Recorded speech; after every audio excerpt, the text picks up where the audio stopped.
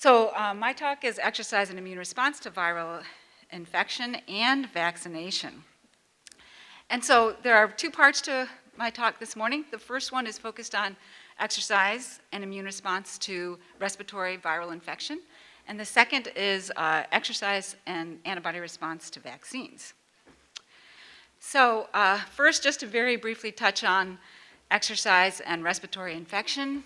What is the current status in terms of the data in that field? Well, actually in 2020, two large studies were published, meta-analyses type studies, asking that question. One of them concluded that exercise does not reduce the number of infectious disease episodes, but reduces symptom severity. The other study concluded that exercise is associated with fewer respiratory infections and reduced mortality. And then the question that's been on everyone's mind lately is SARS-CoV-2. And in 2021, two studies that were large epidemiological studies were published showing an association between higher levels of activity and reduced risk of hospital admissions or ICU or mortality. So data suggests that there may be a benefit to exercise in terms of respiratory infection, but the mechanisms are not that well understood. And so in our laboratory, because it's not necessarily ethical to infect humans, we use a mouse model, and we've studied several viral infection models, but today I'll share our results on influenza infection. We first started the work in this area over 10 years ago, where we published a paper showing that regular exercise training can reduce the viral load in lungs of young mice. And then more recently, we moved to an aging mouse model. And the reason for this is because with many respiratory infections, influenza, respiratory syncytial virus, and even as we see now for COVID, the risk of a more severe outcome is higher with aging. And so this just gives you a brief, see if our pointer's working here. There we go. I don't know if you can see that, but our model briefly here, we have mice that train on a treadmill 5 days a week, 45 minutes a session for 12 weeks at a moderate intensity versus no exercise mice. The exercise mice, after their last day of exercise, rest 1 day, then we infect them with the flu virus through an intranasal route. Okay. And just to provide a very quick overview of the immune response to viral infection, if you look at this slide here, shown on the x-axis are days after infection and the immune response along the y-axis. The first few days of respiratory infection, the innate immune defenses are important in controlling viral replication. These include the type 1 interferons, natural killer cells, for example. Viral titer does tend to increase over time until the adaptive immune system kicks in, which brings in your cytotoxic T cells that can eliminate virally infected cells. Antibody titer begins to increase as well to clear the infection. Although along with this immune defense, we often see that there is some tissue damage as kind of a byproduct of the immune response. All right, so just to briefly introduce the effects of age and how we measure infection severity in a mouse model. We look at weight loss after infection. So on these graphs, you may see days, whoops, a little ahead of myself there. We see the days post-infection and young compared to age. You can see that both young and aged mice both lose weight pretty quickly, and then young mice in the red recover body weight, recover from the infection more readily than age. So this is pretty well documented, and there's data from our lab confirming that. Now, what is the effect of exercise? In aged mice, I'm showing you results from a couple different studies here. Exercise aged mice are shown in the green, whereas non-exercise aged mice are shown in the orange. If we look at days post-infection, you can see that exercise mice lose less weight over time as compared to non-exercise non-exercise mice with a very high dose of virus where there's significant mortality. We still actually see a protective effect of exercise as well. So this slide has a bit on here, but I just want to point out We're looking at viral load in the lungs at different time points post-infection.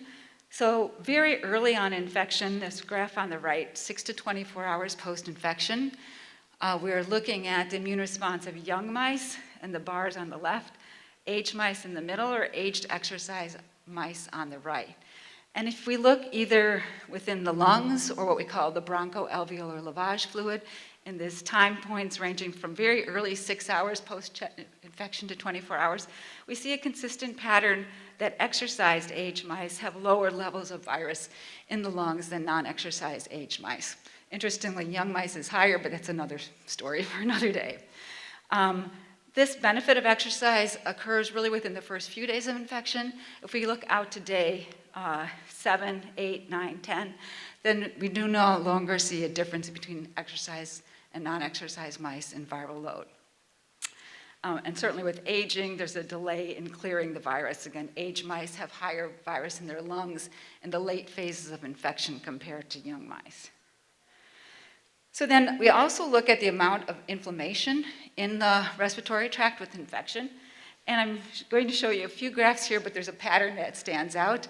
Again, exercise aged mice are in the green bars. So when we look very early on in the infection, 12 hours, 24 hours, we see that exercise aged mice have lower levels of many of these inflammatory mediators, IL-6, IL-1 beta, IP-10, for example. And this pattern continues when we look out to day 4. Again, we see really the same pattern. Lower levels of many of these inflammatory cytokines in the lungs of our exercise versus non-exercise mice, so suggesting less inflammation. Now, late phase of the infection, we see a slightly different pattern here. If we look in the middle at interferon gamma, while this can be a pro-inflammatory cytokine, at this point in the infection, it's also associated with cytotoxic T cell killing of virally infected cells, so may reflect higher antiviral activity. So here we see that the exercise aged mice have higher levels of interferon gamma. In this later phase of infection, as animals begin to recover, we should also see some anti-inflammatory effects and repair. And what we see here that IL-10, for example, which is a classic anti-inflammatory cytokine, is up more quickly in our exercise mice compared to non-exercise mice. And another chemokine that's associated with neutrophil influx is also increased in our exercise mice. And although we often associate neutrophils with inflammation, studies have shown that late phase of an infection, neutrophils may actually be associated with repair. So we're kind of seeing a shift here in the later phase of infection that the exercise mice have more antiviral as well as anti-inflammatory, or what we think may be repair-associated cytokines. All right, so now we're looking at some of the inflammatory cell populations, comparing non-infected mice, where you shouldn't see many of these inflammatory cells recruited to the lungs, to 1 day post-infection. This graph shows you, again, our aged exercise mice in the green, non-exercise in the orange, and gray are young mice. The gray bars reflect young mice. What we see here is that inflammatory monocytes, which are recruited to the lungs very quickly early on in infection, exercise mice have lower levels of these inflammatory cells recruited than non-exercise. But as you can see, in young mice, they actually have higher levels. This is true for several other cell populations, neutrophils, for example, or plasmacytoid dendritic cells. And that seems to reflect a change in the kinetics of the response, that young mice respond more quickly early on with a more vigorous inflammatory response, but that doesn't persist. Okay. Oops. There we go. Now if we look middle phase of the infection, there's another cell known as the TIP-DC, which is a TNF-alpha nitric oxide producing dendritic cell, which is associated with a large degree of inflammation. So this mid-phase, about day 5 of the infection, we see here that these TIP-DC cells are also lower in exercise mice, reflecting, again, less inflammation. And in young mice and exercise-age mice are actually similar here, but non-exercise mice have higher levels of those cells. Also at this early phase of the adaptive immune response, where the cytotoxic T cells start to come into the lungs, we see maybe a shift in the kinetics here, such that exercise mice actually have more of these CD8 T cells arriving in the lungs at day 5 post-infection. So perhaps a change there in the speed of the immune response.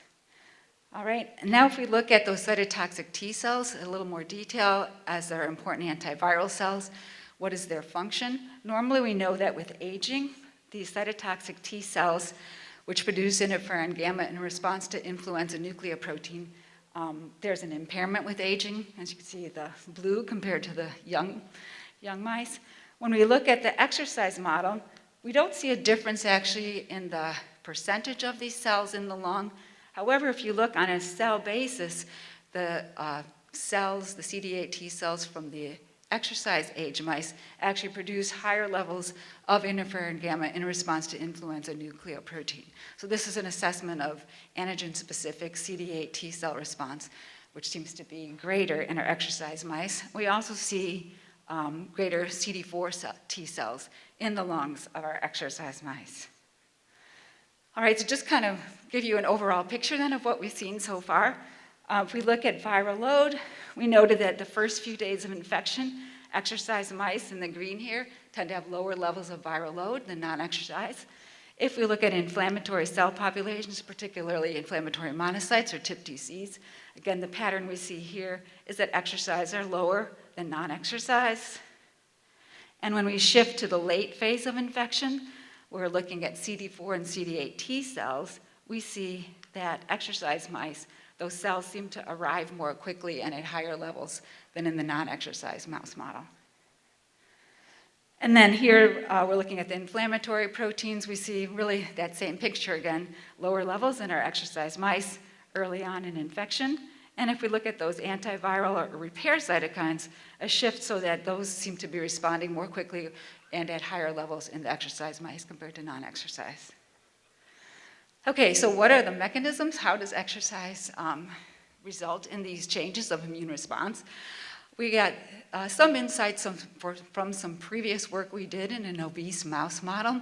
And in that obese mouse model, we found that they fare more poorly in response to flu infection, but also when we look at very early stages of infection, those type 1 interferons that normally come up within the first days of infection were impaired with obesity. You may be aware that we see kind of the same thing with COVID now. But essentially, if we look at some of the early antiviral genes, type 1 interferon inducible genes, obese mice have lower levels of expression that first day of infection compared to non-obese mice. So we had a clue from some of that work that perhaps the type 1 interferons are important. Whoops, went a little too fast there. So we looked at this question then in our aged mice. So in these graphs, we are looking at type 1 interferon gene expression or inducible gene expression, and 6 hours, 12 hours, or 24 hours post-infection. There are 3 bars in each graph.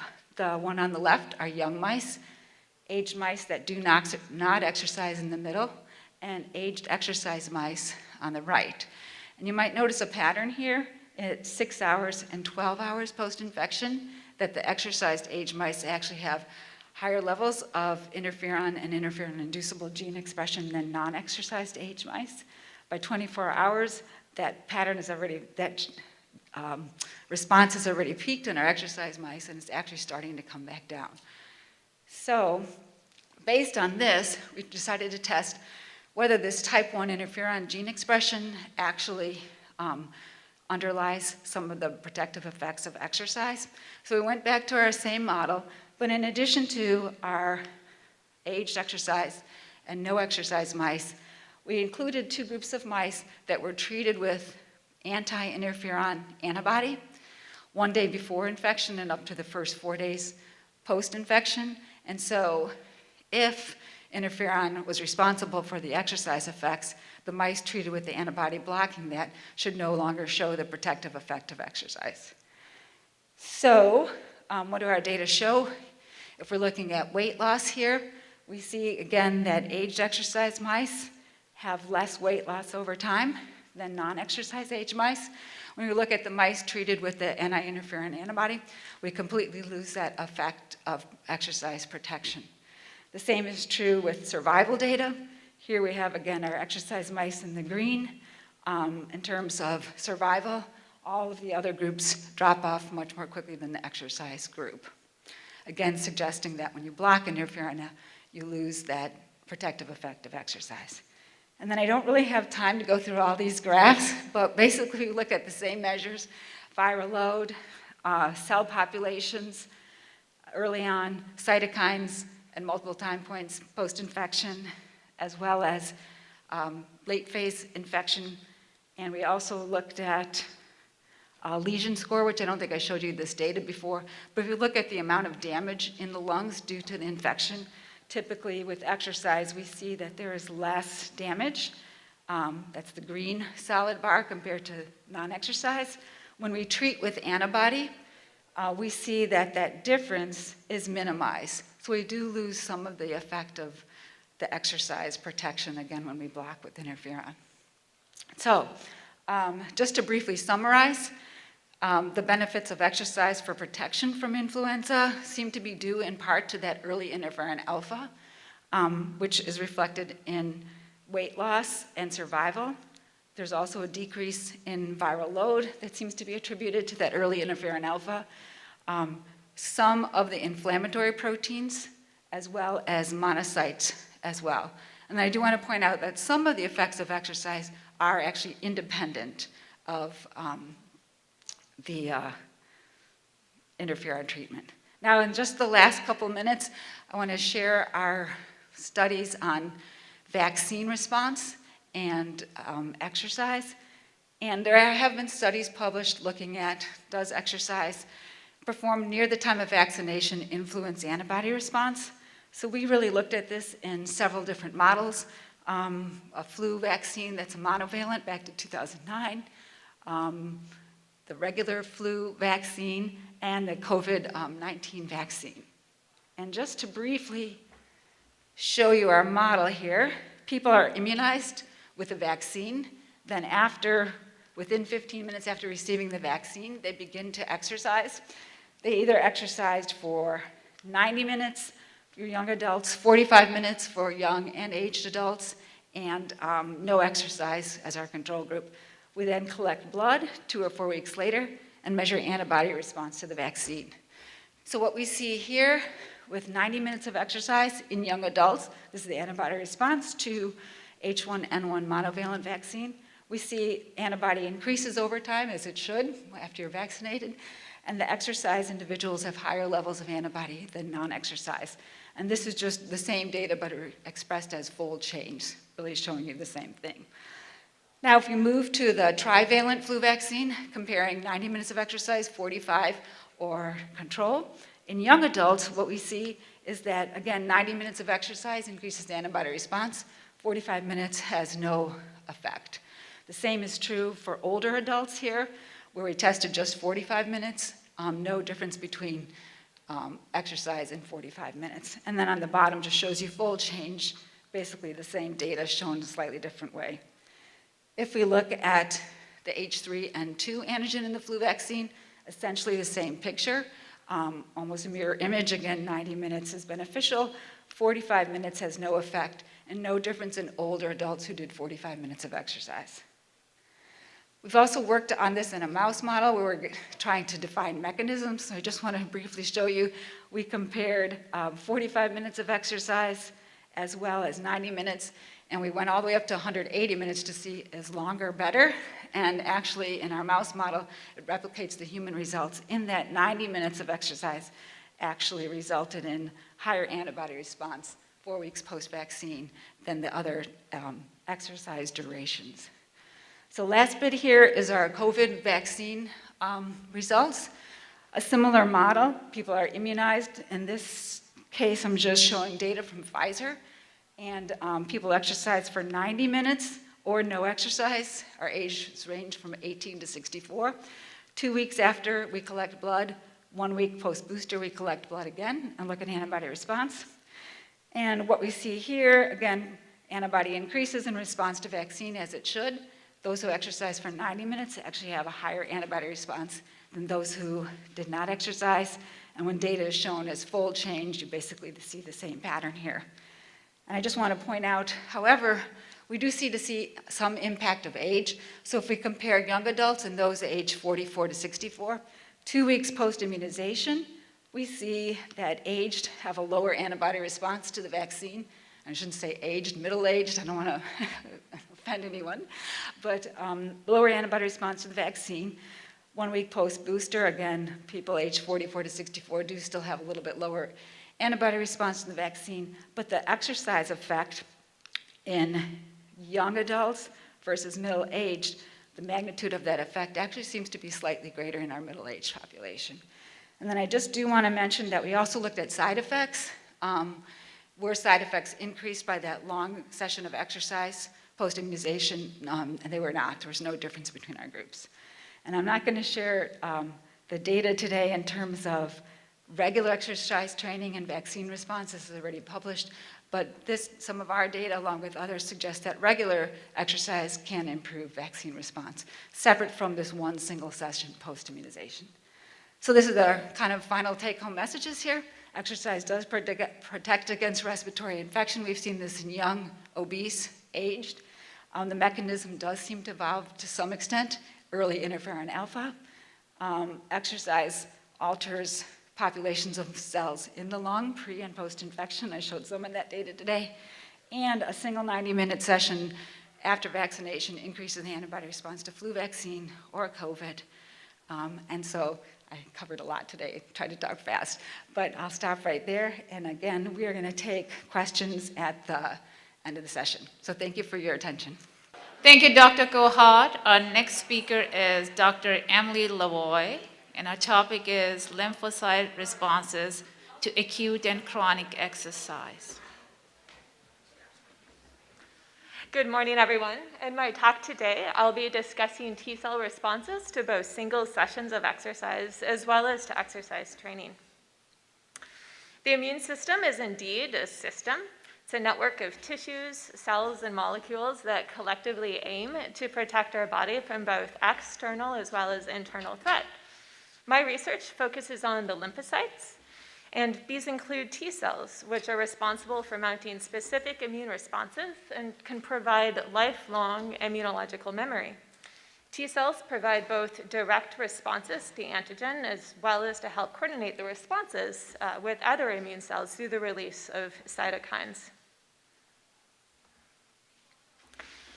Exercise leads to a rapid and dramatic increase in the number of lymphocytes which are found in peripheral blood. And shown here is just one example of many in the literature, which demonstrates the significant increase in the number of lymphocytes which are found in blood collected immediately after a bout of exercise relative to resting or pre-exercise values. The rapidity of this immune cell mobilization into the blood means that this immediate response of the lymphocytes to exercise is not due to an increase in the production of lymphocytes, but rather reflects the redistribution of these cells which already existed in other tissues and into blood circulation. This redistribution is transient. As you can see at 1 hour post-exercise, the number of the lymphocytes found in the blood do not differ from the pre-exercise or resting values. We also know that the egress out of these cells, out of blood circulation occurs very soon after the end of exercise.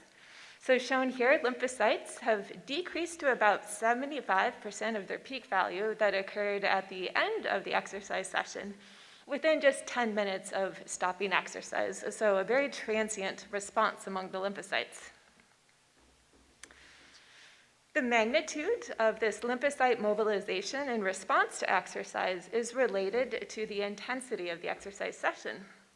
For example, shown here, the change that we see in the number of CD4 T cells and CD8 T cells post-exercise relative to the resting or pre-exercise values. When we have a bicycle exercise at 5% of below a person's lactate threshold is less than what we see when they exercise at 5% above their lactate threshold, and even further increases in the magnitude of this response are noted with increasing exercise intensity, so after exercise at 15% above lactate threshold. This effect of intensity on the mobilization is due in part to the fact that immune cells are mobilized from the increased shear stress with exercise, so increased cardiac output. Lymphocytes are also sensitive to epinephrine, which is released during exercise. And of course, increasing exercise intensity increases the sympathetic nervous response, so an increase in epinephrine. Epinephrine interacts with lymphocytes via type 2 beta-adrenergic receptors, which are expressed in the cell surface. And so when epinephrine binds to these lymphocytes, it causes a decrease in adhesion cell molecules on the cell surface and helps promote their demargination into the peripheral blood. This role for epinephrine has a couple of implications. So if we have a patient population or anybody who is exercising while taking a beta blocker, you might expect to see differences in this degree of immune cell mobilization, and indeed that's the case. Specifically, if they are on a beta blocker which blocks these type 2 beta-adrenergic receptors. So what you can see here is a decrease in the recruitment of both natural killer cells as well as T cells into the blood circulation. When the people were exercising on this blocker of the type 2 adrenergic receptors. So certainly something to keep in mind if you're working with a patient population is beta blockers are a fairly frequently prescribed medication. Lymphocytes are not uniformly mobilized by exercise. And so it turns out that those cells which have more of these type 2 beta-adrenergic receptors on their surface are more sensitive to the epinephrine that's released during exercise and so show a greater mobilization due to exercise. Within our major lymphocyte subsets, natural killer cells show the greatest increase post-exercise relative to rest. And if we look within the T cells, the CD8 T cells are much more exercise responsive than are the CD4 T cells. We can further characterize T cells into different subsets based on their expression of different proteins on their cell surface. For example, if we look at our CD8 T cells, we can characterize them based on the surface expressions of CCR7 or CD45RA. And this allows us to identify populations of naive CD8 T cells, central memory CD8 T cells, or effector memory populations, or effector memory cells re-expressing CD45RA. As their names suggest, naive cells have little antigen experience, whereas the effector memory cells are able to really quickly mount an immune response, such as to the secretion of inflammatory cytokines or the release of cytotoxic granules. It turns out these subsets also differ in their relative expression of these adrenergic receptors, and so we also see differences in the response to exercise. So shown here, looking at the relative mobilization, so change in number of these cells post-exercise compared to their pre-exercise values, so we see a much greater mobilization of our later differentiated, that is our cytotoxic effector subsets, relative to our less differentiated, more naive T cells. This selective mobilization of these highly cytotoxic subsets suggests that we might see differences post-exercise in the function of T cells, which are found in the blood. And indeed, that's the case. Not only does exercise increase the numbers of T cells in peripheral blood, but it also increases the numbers of the cytokine-secreting T cells. These graphs illustrate that the ability of CD8 T cells to express both type 1, so more pro-inflammatory, or type 2 cytokines, more anti-inflammatory or pro-resolution cytokines, in response to a mitogen stimulus is increased after exercise. And if we look more closely at those cells responsible for most of the cytokine expression, we see that it is the later differentiated cells. Shown here, we identified later differentiated cells as cells lacking the surface marker CD27. So later differentiated cells really being those exercise responsive cells. These results are found after a 60-minute exercise session, but we have found similar results, so an increase in the ability of CD8 T cells to express both type 1 and type 2 cytokines following just 30 minutes of exercise as well. The expression and the release of cytokines is an important function of CD8 T cells. It's how they direct their direct response to a pathogen, such as a virally infected cell, and it's also how they communicate with cells of the immune system. The results on the prior slides were showing T cell responses to a mitogen, but we can also measure T cell responses to specific antigens as well, and that might give us more of a real-world understanding of protection. So one way to direct or to find T cells with a particular antigen response is through vaccination. Generating robust and protective immune responses to vaccine requires the coordination of a variety of different immune cells, including antigen-presenting cells, as well as T cells and B cells. Of course, activated B cells will secrete antibodies specific for the vaccine components, and antibody titers following vaccination is one way that we often measure, did the vaccine work or did it not work? However, T cells remain important following vaccination as well. So the vaccine can generate antigen-specific memory T cells, which are really important in providing cell-mediated immune responses following vaccination. Several different research groups have shown that antibody responses to vaccines, and in some cases cell-mediated immunity as well, it can be enhanced by exercise. So Dr. Kohut shared some of those results just before this talk. My lab was also interested in whether an acute bout, in this case of eccentric resistance exercise, could improve responses to the influenza vaccine in older adults. And we based our exercise protocol from prior work from other research groups, which had found that a brief bout of eccentric exercise targeting the deltoids or the biceps immediately prior to receiving the vaccine led to an increase in influenza or anti-vaccine responses in the groups that exercised. However, we did not find an improvement in the vaccine responses in this resistance training naive older adult population. So neither in the antibody responses nor shown here in our T cell responses. So looking at interferon gamma positive T cells following vaccination, we see no difference in our exercise groups or in our control group. So if we think back to the fact that the mobilization of lymphocytes into the blood with exercise is related to exercise intensity, we hypothesized that perhaps the exercise intensity that we chose in these experiments was not intense enough to elicit the expected effect. And although the exercise intensity we selected had previously shown benefit in younger adults, we don't think that it was strong enough in the older adult population that we studied here, and that's because older adults typically have a blunted immune response to exercise, and I'll have some data on that in a couple of slides.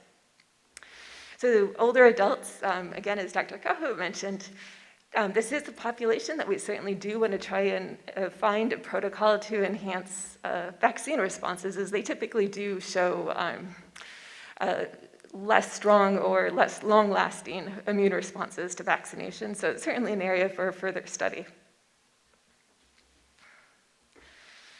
Returning our attention back to the idea that exercise preferentially mobilizes these higher differentiated cells compared to lower differentiated, it follows that factors that increase the number of highly differentiated cells in the blood could influence the magnitude then of the T cell response to exercise.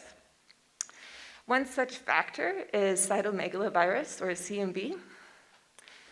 CMV can cause serious illness in newborns or immunocompromised people, but it's largely asymptomatic in healthy adults. About half of the US population is thought to harbor this virus. It persists in our bodies following an infection, and although, again, it's largely asymptomatic, it does require a great deal of CD8 T cell response in order to maintain the virus in its latent state, in order to prevent its reactivation. And so this frequent antigen exposure increases the differentiation state of the CD8 T cells found in our blood. And so even relatively young adults who are CMV seropositive will show an expansion of the highly differentiated cells found in their blood. Well, given the fact that these later differentiated or more differentiated T cells are those that are mobilized to a greater extent with exercise, we do in fact see differences such that people who are CMV seropositive have a greater relative change in the numbers of their late differentiated T cells with exercise. And indeed, overall, just looking at CD8 T cells more broadly, we see that those with CMV show a much greater mobilization of cells. And in fact, you can see if we look in the far left, the CMV seronegative older adults are that white bar on the far left.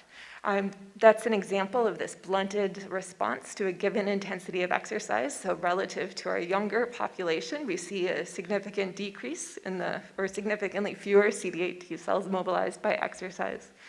But amongst older adults with CMV, it has abrogated this aging effect. So CMV certainly has a very strong influence on the T cell response to exercise. The mobilization of these later differentiated or effector T cells with exercise may be particularly helpful in people with CMV, as perhaps it helps them keep the virus in its latent state. Evidence for this comes from the fact that if we look at the specificity of those CD8 T cells which are mobilized by exercise, we do see a significant increase in the numbers. Sorry, I don't have an arrow to point for you, but the white bars, we see a significant increase in the numbers of these CMV-specific T cells with exercise. And furthermore, comparing the cells mobilized by exercise, we see a significant increase in their antiviral function as well. So post-exercise cells are able to secrete more interferon gamma to multiple types of CMV proteins. So these data suggest that perhaps regular exercise is a way of increasing our antiviral immune activity, at least transiently. And so the question comes, is this a unique feature of CMV, or can this be applied to other viruses more broadly? So my lab has looked at some other viruses, and another one in particular is herpes simplex virus type 1, and this is similar to CMV in that it forms a latent infection. It persists in the body following that initial infection. And T cells are also important at preventing its reactivation. However, HSV does not drive the differentiation of T cells to the same extent as does CMV. And so if we examine the magnitude of change in these CD8 T cell subsets with exercise, so immediately after or 1 hour after exercise, we do not see any influence of HSV1, but rather the effect of CMV still remains. So it's overriding any other effect of another latent virus. And so whether this continues to hold in comparison to other viruses is an active area of research. The data I've shared so far, looking at later differentiated cells versus earlier differentiated cells, has used the combination of just two surface markers to identify these later or earlier differentiated cells. So for example, CCR7 and CD45RA I showed you earlier can identify these 4 subpopulations. However, cells express many different proteins on their surface, and the various combinations of these other markers are indeed associated with differences in cell function. So it's not just a protein expressed on the surface to give us another name for the cell, but it actually has functional consequences. As one example, CD28 is a co-stimulatory marker expressed on earlier differentiated cells, and it's important for activating naive T cells. CD57 is a protein associated with shortened telomeres within the cell, and so therefore decreased proliferative potential as well as increased susceptibility to apoptosis.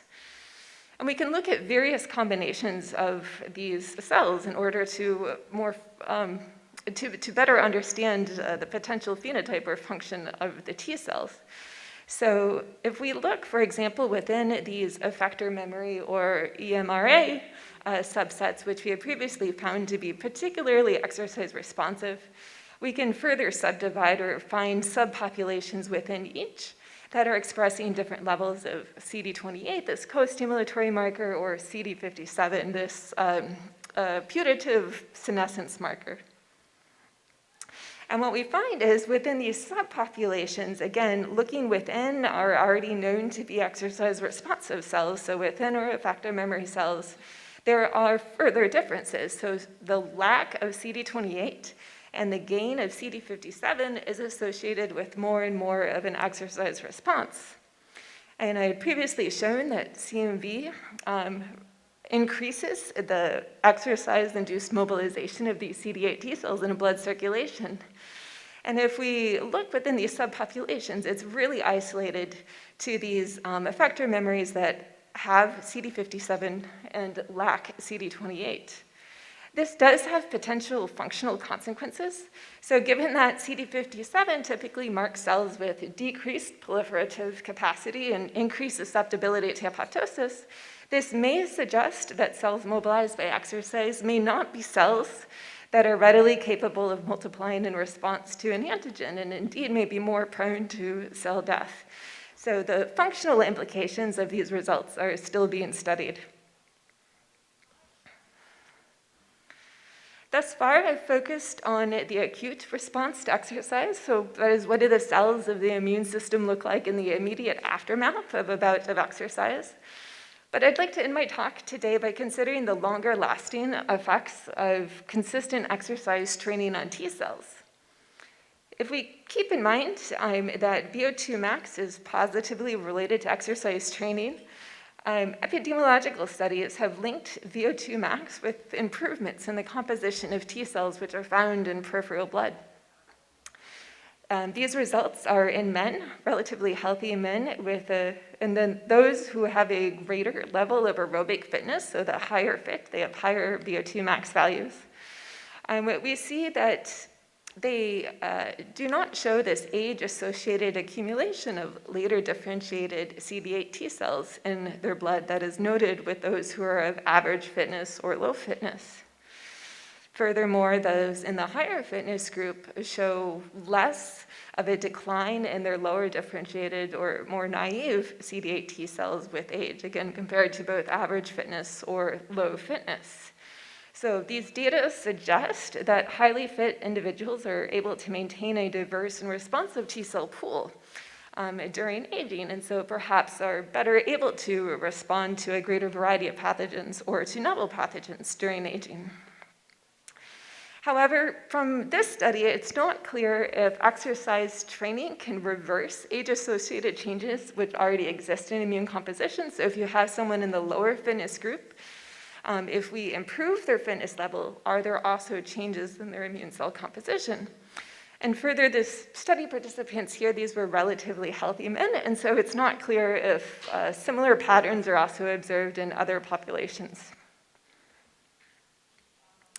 So a pilot study that I completed in collaboration with TCU began to look at this, again, in another population. Here we studied sedentary, overweight, postmenopausal women, and they were enrolled in a 12-week combined aerobic and resistance training intervention, or were enrolled in an education-based control group.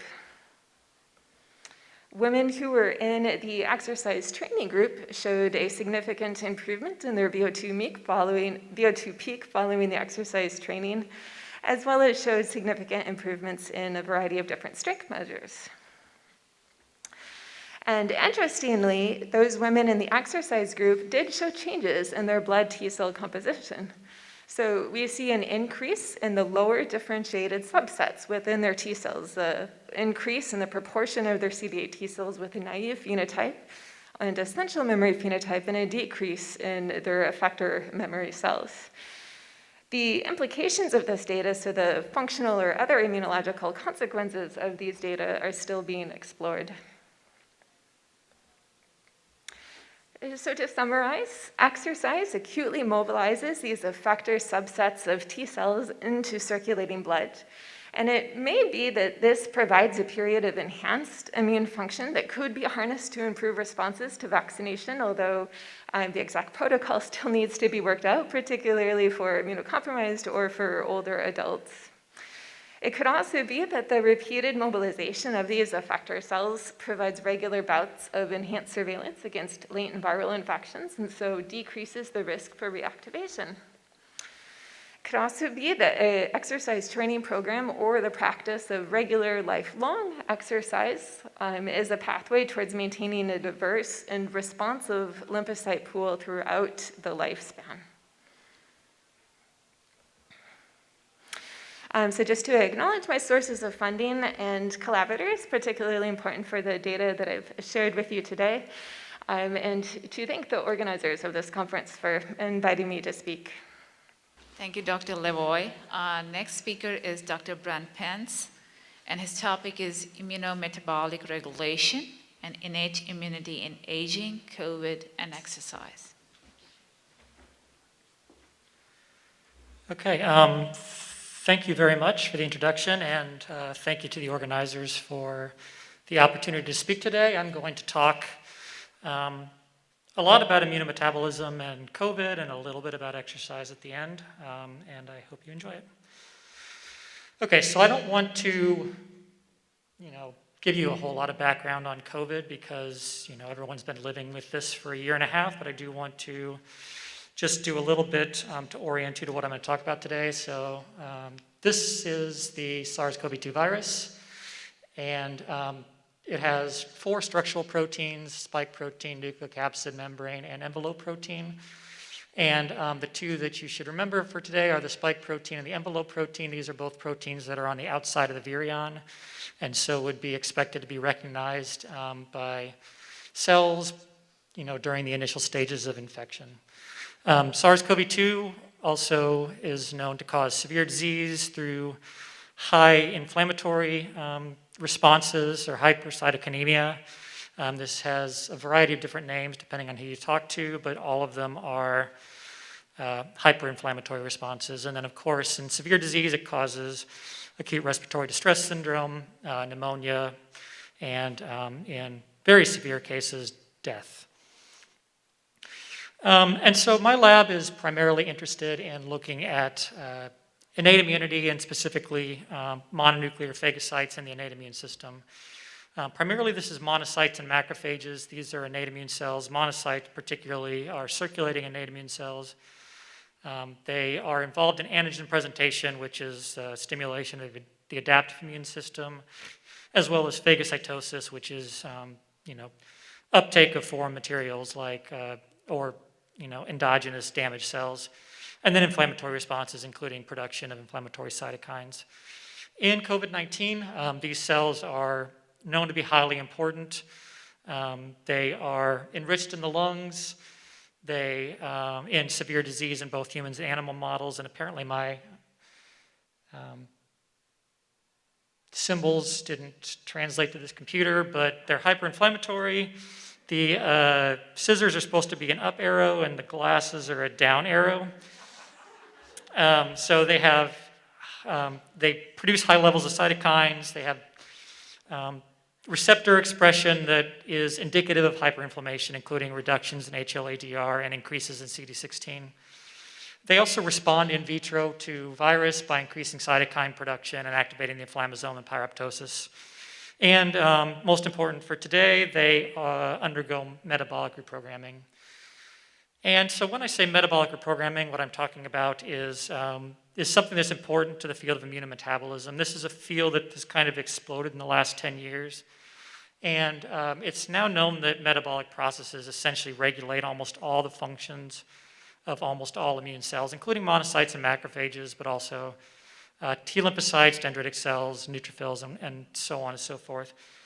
And very simplistically, glycolytic reprogramming is associated with pro-inflammatory or activation responses, and OXPHOS is associated with anti-inflammatory or kind of memory prolonged responses. And this should make relatively intuitive sense to an exercise physiologist, right? The immune cell is very much like a muscle in that when it needs to produce a lot of energy very quickly, it needs to do so by perhaps less efficient manner like glycolysis because it needs to have a lot of ATP, and it maybe doesn't need to do it quite so efficiently, to do things like divide or produce cytokines or other proteins. And so since my lab opened at the University of Memphis in 2016, we've been kind of actively involved in looking at immunometabolism. We started to a great degree just looking at the basic mechanisms of aging, and so I'm not going to really go into that too much today. But we have found that aging is a driver of changes in immunometabolism, including impairments in mitochondrial function. And these are seahorse assays. I'm going to talk a lot about these today. But the seahorse system essentially measures two parameters. It measures oxygen consumption, which you can think of as a proxy for OXPHOS, or mitochondrial metabolism. And then it measures extracellular acidification rate, which is essentially micro changes in pH, and you can consider this a proxy measure for glycolysis. And so we found that monocytes from older adults in the kind of yellowish color here have a pretty substantial reduction in their maximal ability to respire, their maximal mitochondrial metabolism. And whereas we found no changes in kind of glycolysis as we expected, because we expected the changes in mitochondrial function might be compensated for by changes in glycolysis associated with pro-inflammatory cytokine production. Although we didn't find that, we did find changes in aging that actually were reflective of impaired immune responses. And again, I won't get into that too much today, but this is consistent with other literature. And so when COVID hit, we had an opportunity to look at doing some research on SARS-CoV-2, and so we started looking at immunometabolism with that. And of course, we got scooped very quickly by a lab in Brazil with a lot more resources than we have, showing that the virus itself causes immunometabolic activation in monocytes. This is done through a signaling pathway that is reactive oxygen species driven, activating HIF-1 alpha to activate glycolysis and activate pro-inflammatory cytokine production. This is the same kind of pathway that lipopolysaccharide and other stimuli activate. One of the things they didn't characterize was, what's the actual upstream activating mechanism for this? And so we decided, having been scooped on kind of this basic mechanism, to start looking at that. And so early on, we settled on the spike protein because in the original SARS virus and the MERS virus, the two coronaviruses that preceded this pandemic, the spike protein was known to be a pro-inflammatory stimulus in monocytes and macrophages, and so we started here, and specifically the S1 subunit of the spike protein, which is the subunit that holds the receptor binding domain and is the initial binding event on most cells, is where we started. And so we asked the question, very simply, does the spike protein alter monocyte metabolism, hypothesizing that we would see an increase here in glycolysis, which represents pro-inflammatory activation, when we treated monocytes with the spike protein. And so we just took, very simply, we took isolated monocytes from healthy young human volunteers, treated them with the spike protein, and looked at their metabolic activation. And so again here, this is extracellular acidification on a seahorse, and we can monitor this kinetically after injection of the spike protein here. This is the recombinant spike protein subunit 1. And you can see here that in a dose-dependent manner, we inject the spike protein onto these cells, and we see a nice increase in glycolysis and a corresponding decrease in OXPHOS here. I think this thing is dying, but a corresponding decrease in OXPHOS here, consistent with reprogramming these cells towards glycolytic metabolism.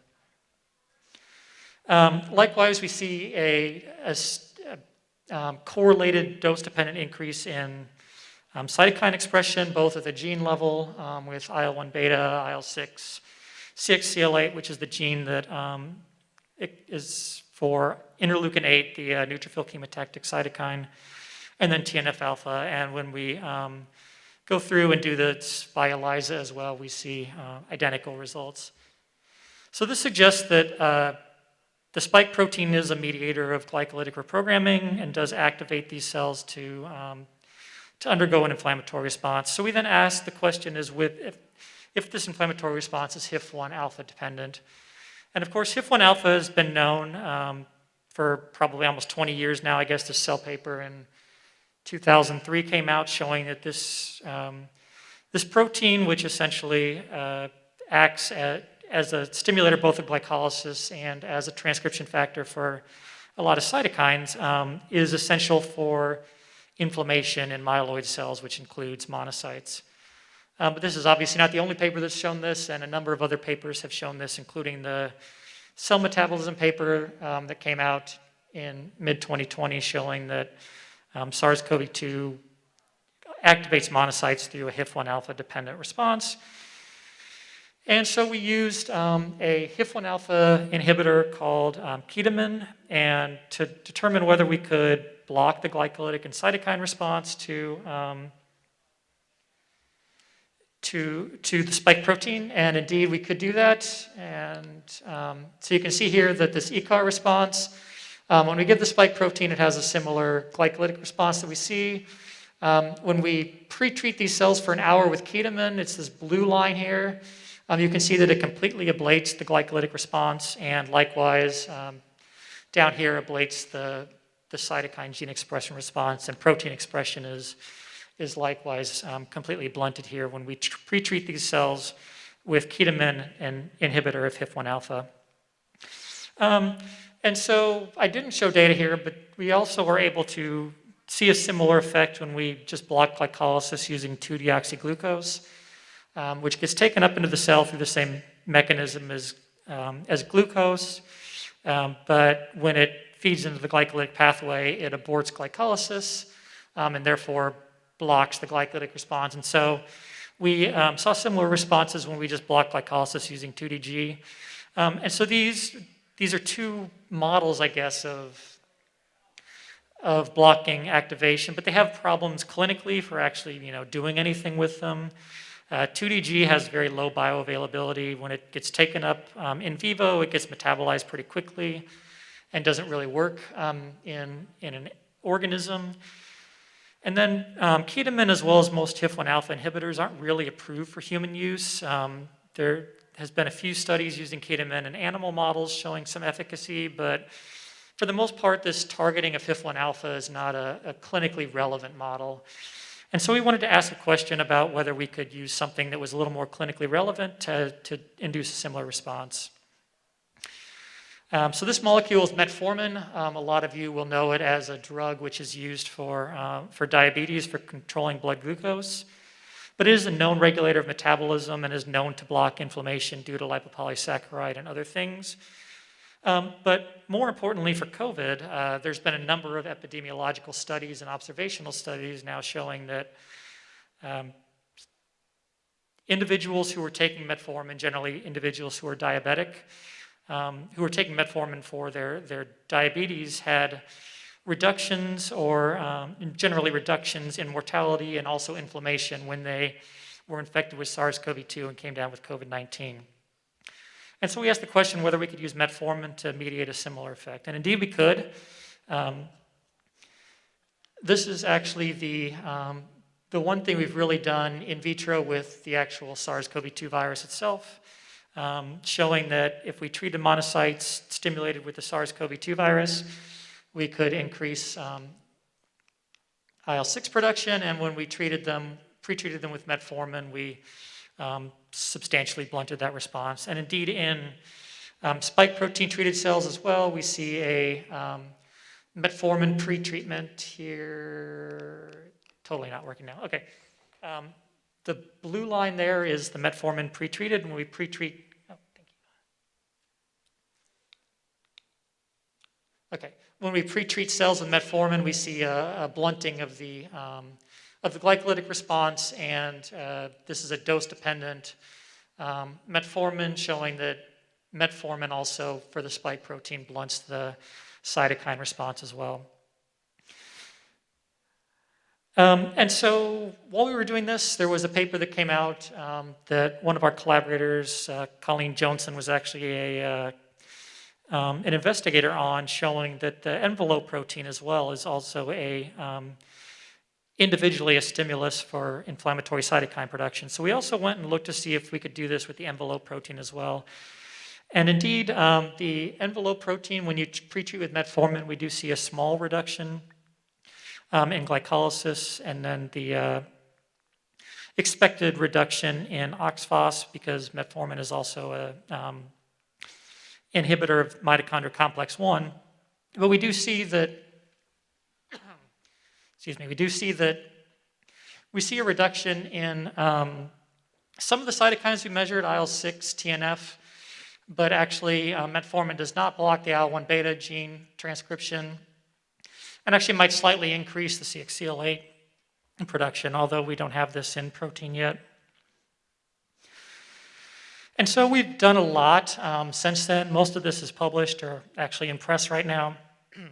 But I'm not going to get into today for the purpose of time, but metformin is known as a very pleiotropic drug. It has a lot of effects.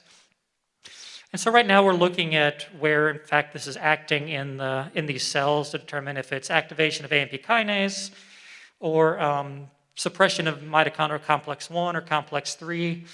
I can tell you that AMPK is a little promising, but probably not all that promising.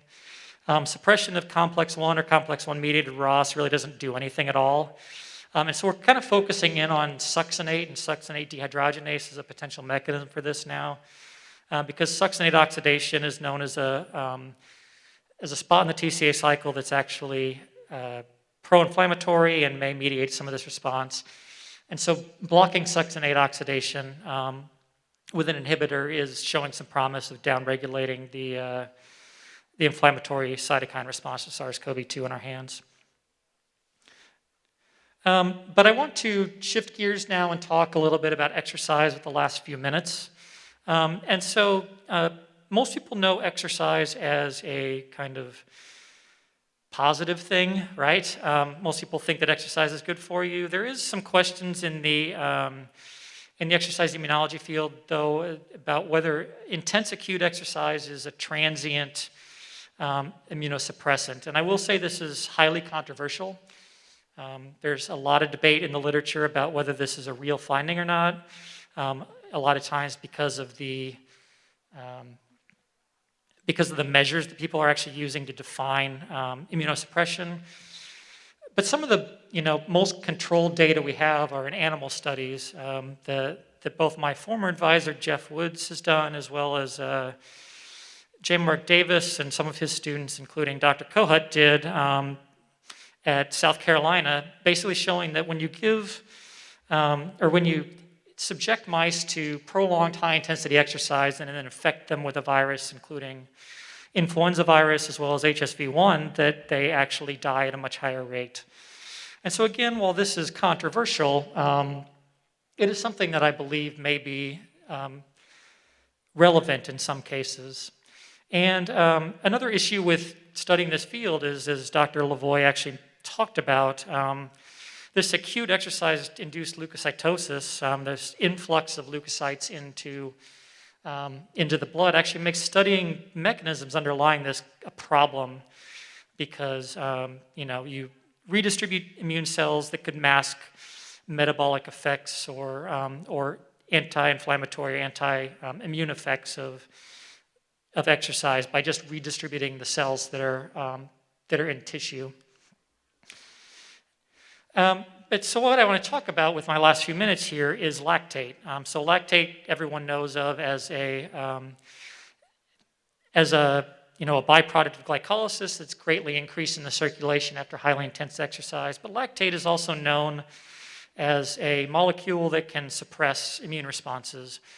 And so we've only really just started this project, but what I'm showing you here is that when you pre-treat monocytes with lactate, you significantly blunt their glycolytic response to the spike protein. And this has been shown with LPS and some other things in previous studies, and most of this work is done in cancer, because cancer can induce extraordinarily high levels of lactate in circulation, up to like 40 or 50 millimolar, which is, 3-4 times what you would get with even the most intense exercise in an elite athlete.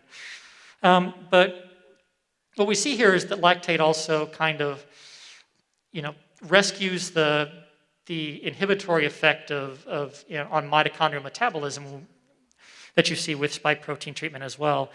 And importantly, we see this, spike protein increase in TNF-alpha expression is reduced somewhat with lactate pretreatment in these cells, and IL-10 expression is increased. And this is 6 hours of lactate pretreatment in these cells, but then about 2.5 hours post stimulation with spike protein there.